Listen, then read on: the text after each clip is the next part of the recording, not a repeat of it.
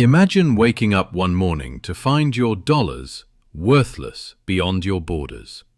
Not because the US economy collapsed, not because of war, but because a group of countries quietly decided the dollar's era was over. That group is called BRICS. Brazil, Russia, India, China, South Africa. And lately, a few ambitious new members knocking at the door. Together, they might just hold the match that can set the global currency order on fire. Today, we're going to unpack how that could actually work. No hype, no conspiracy, just the math, the strategy, and the timing. Because this isn't future talk anymore. It's already started. And our smart subscribers already know when dollar collapse, silver and gold price increase, we already make a video 2 days before collapse. You see the screenshot, and after 2 days, silver and gold collapse. This is not prediction, it's a proof we provide with history. So you are also smart, so don't forget to subscribe. For decades, the US dollar has been more than money. It's been power. The world trades in it, borrows in it, saves in it. But like all empires, dollar dominance is built on trust, and on nobody else having a better option. And that's where BRICS enters the story, not as an anti-American alliance, but as a frustrated one. Frustrated with sanctions, frustrated with dependency, frustrated that one country's currency decides their fate. To understand BRICS's playbook, let's rewind to 1971. Nixon unlinks the dollar from gold. Oil gets priced in dollars by default. And suddenly, printing more dollars doesn't break the system, because the whole world demands them. Economists call it the petrodollar system. BRICS calls it the chokehold. See, every time the US prints more money, the rest of the world imports that inflation. Their reserves lose value. Their trade gets squeezed. Yet they still need dollars to buy oil, to service debt, to defend their currencies. It's like paying rent to your landlord in his own currency, even if your house is falling apart. So they quietly asked a dangerous question. What if we didn't need the dollar at all? In 2010, they began small, just meetings, talk of cooperation. By 2014, they launched their own development bank, a rival to the World Bank. By 2023, they added new members, Saudi Arabia, Iran, Egypt, Ethiopia, bringing oil, gas and trade routes under one roof. And today, they're building the thing that makes Washington nervous. A common settlement system backed not by politics, but by commodities. Think of it this way. You and your friends decide you're tired of paying everything through one guy's wallet. So you make a new one that everyone trusts.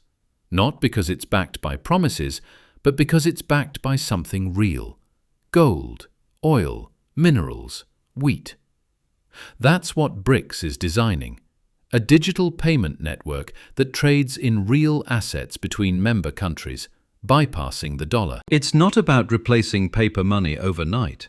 It's about replacing trust, shifting it from the dollar to a resource basket no single country controls. The irony? The same technology once hyped in Silicon Valley, blockchain, digital ledgers, is now being weaponized against Silicon Valley's currency. And this time, it's led by governments, not startups. Let's get into the numbers. BRICS together control roughly 30% of global GDP in real purchasing power. More importantly, they dominate resources. 40% of oil production, over half the world's wheat and rare earth minerals. In a world where physical resources are power, that's a loaded gun aimed squarely at the dollar system. But here's the uncomfortable math. Every country that joins BRICS brings more trade that won't use dollars. Fewer dollars demanded internationally means lower buying pressure.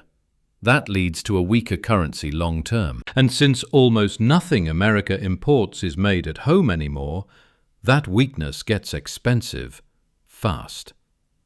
Some call it de-dollarization. The US Treasury calls it negligible. Yet, if we trace global transactions since 2010, the dollar's share of international reserves has dropped from 70% to just under 58%. That's not collapse yet, but it's decay. The question is, what replaces it? And that's where BRICS' secret weapon comes in. It's not gold, it's not crypto, it's something more subtle, a clearing mechanism that links trade credit to resource value. Here's how it works in plain English. When China buys oil from Russia, they don't pay in dollars. They credit Russia in a BRICS trade ledger. That credit is backed by gold or other reserves held by a BRICS central depository. Over time, those credits can circulate, not as money, but as a neutral medium of exchange. That's a system the US can't sanction, can't monitor, and can't control. Now, this isn't a war with missiles. It's a war with invoices. A slow erosion of monopoly, where every trade settled outside the dollar weakens the web of global dependency that built American financial might. Let's take a quick pause here. If this system actually succeeds, it could reshape how you and I see money itself. What do you think? Can a commodity-backed digital network really dethrone the dollar? Or is it just another economic mirage? I want to read your take in the comments. And if these kinds of deep dives help you understand the world differently, hit subscribe. Because what happens next in BRICS versus the dollar isn't in tomorrow's headlines yet, but it's coming. Let's ground this in reality for a second. Building a common currency is like herding cats, especially when some of those cats don't even like each other. China and India have border disputes. Russia's economy is sanctioned. Brazil has political instability. And yet, they're still aligning because necessity overrides friendship. The US made the dollar system indispensable. BRICS is trying to make it avoidable. That's not an overnight shift. It's an endurance race. Even if they only capture 20% of global trade in non-dollar terms over the next decade, that's enough to change global credit markets forever. Here's the bigger picture. Once a significant portion of oil is priced in non-dollar units, every central bank will have to hold less US dollars. And when demand for US debt falls, yields rise. Debt gets heavier. Inflation stays stickier. The Fed can print, but it can't print trust. Meanwhile, BRICS can settle trade quietly, efficiently, on their own rails, while most of the West still argues over interest rates. It's almost funny, isn't it? For years, the US exported its inflation through the dollar.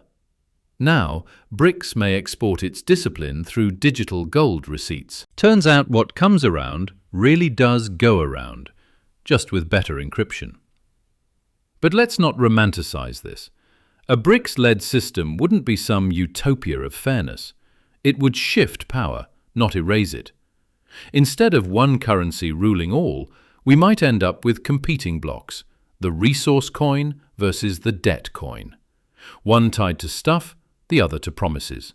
And history has shown which one tends to win, but also which one suffocates innovation. The real question isn't whether BRICS will kill the dollar, it's whether America will adapt before trust disappears faster than paper. Because currencies don't collapse when people stop using them, they collapse when people stop believing in them. And belief, once lost, never truly recovers. Maybe in 10 years we'll laugh at the idea that the dollar ever faced a threat. Or maybe we'll remember this decade as the one when the center of gravity in global finance began to tilt, quietly, deliberately, away from Washington. Either way, something big is shifting. And for the first time in a century, the world's money might not come from the same place as its power. Don't forget to subscribe. See you in next video. Thanks.